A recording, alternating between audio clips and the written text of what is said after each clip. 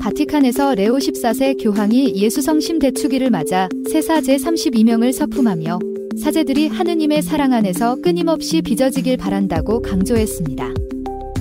미국 교육부가 캘리포니아주의 트랜스젠더 관련 정책이 연방법 위반이라고 밝혔습니다. 특히 남성 선수의 여성 스포츠 참가를 허용한 것이 여성 권리를 침해한다고 지적했습니다. 캘리포니아 남부 두 곳의 가톨릭교회 부지에서 이민세관 단속국 요원들이 이민자들을 체포한 사실이 알려지면서 충격과 논란이 확산되고 있습니다.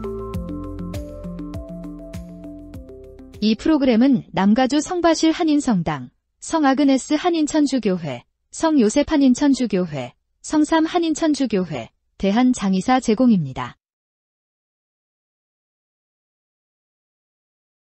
바티칸에서 레오 14세 교황이 예수성심 대축일을 맞아 세사 제32명을 서품하며 사제들이 하느님의 사랑 안에서 끊임없이 빚어지길 바란다고 강조했습니다. 현지 시각 6월 27일 예수성심 대축일이자 사제성화를 위한 기도의 날을 맞아 레오 14세 교황은 성베드로 대성당에서 사제서품 미사를 집전했습니다.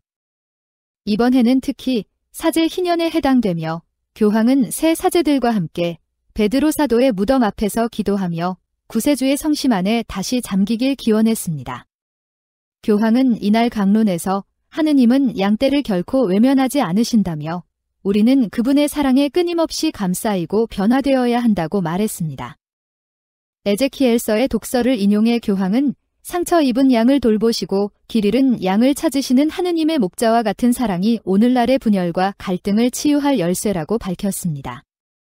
또한 바오로 사도의 말씀을 언급하며 우리가 아직 죄인일 때 하느님께서 우리를 먼저 화해시켜 주셨다고 강조하고 날마다 회개의 여정을 걸으며 성령의 힘에 자신을 맡겨야 한다고 말했습니다.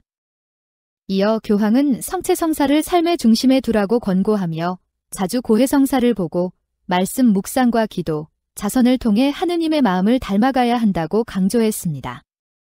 끝으로 교황은 새 사제들에게 하느님과 형제자매를 사랑하고 성체 앞에서 기도하며 모든 이들과 가까이 지내라고 당부했습니다.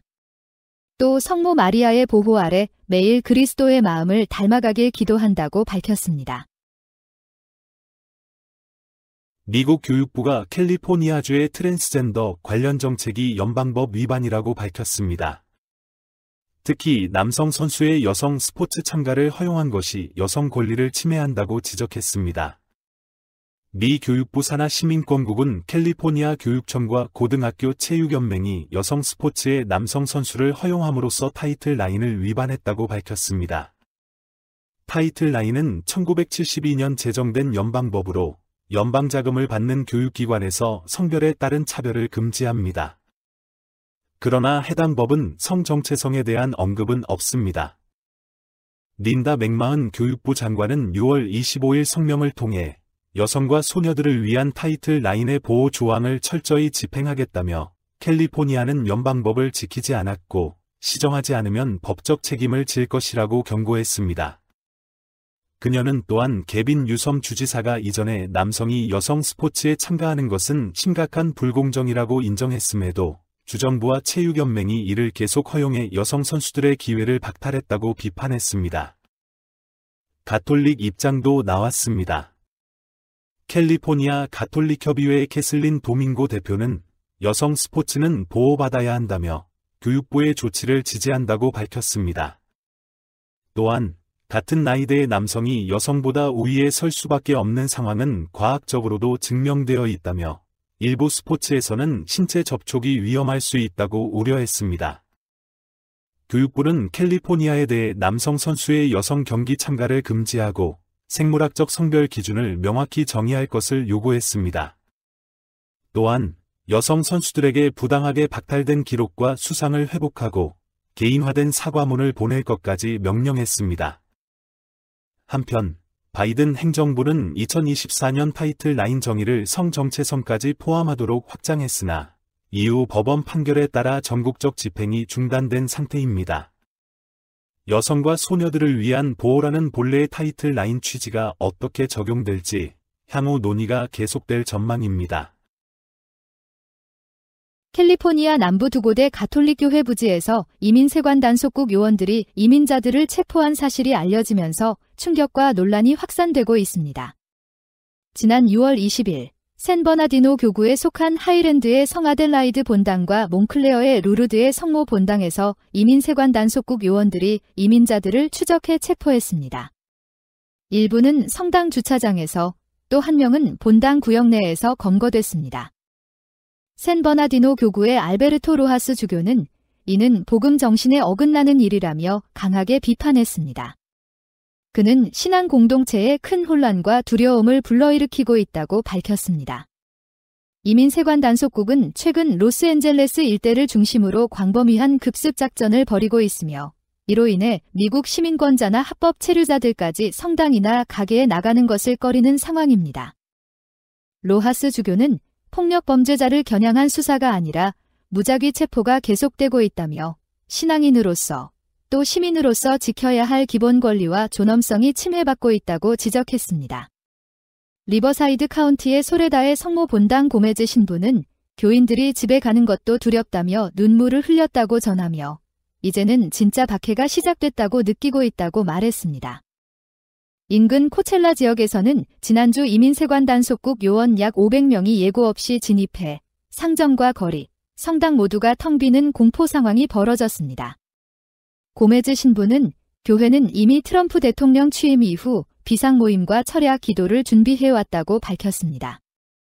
성당은 외출을 두려워하는 교우들을 위해 식료품과 생필품을 직접 배달하고 있으며 많은 상점은 문을 닫은 상태입니다.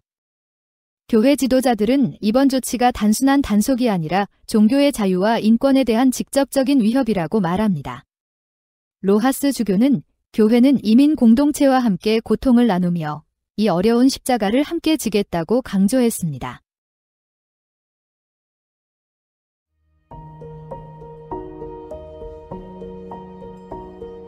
바티칸 박물관이 라파엘로 방들의 마지막 복원 작업을 마치고 일반에 공개됐습니다.